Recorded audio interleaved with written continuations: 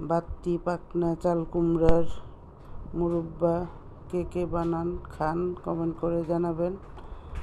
আমি এটা বানাই প্রতি বছরই, আমার আম্মার রেসিপি। এই কুমড়ার মুরব্বাটা দুধ দিয়ে জাল করে খেতে হয়, একদম দুধ ঘন করে জাল করে চিনি দিয়ে তারপর প্রথমে একটু হালকা ভাপ দিয়ে তেলে অথবা ঘিতে ভেজে নিয়ে তারপর দুধের মধ্যে জাল করা হয়।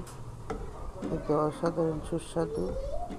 আমি প্রতি বছরই বানাই এই সিজনে, কারণ এটা আমার আম্মা বানাতেন প্রতি বছর।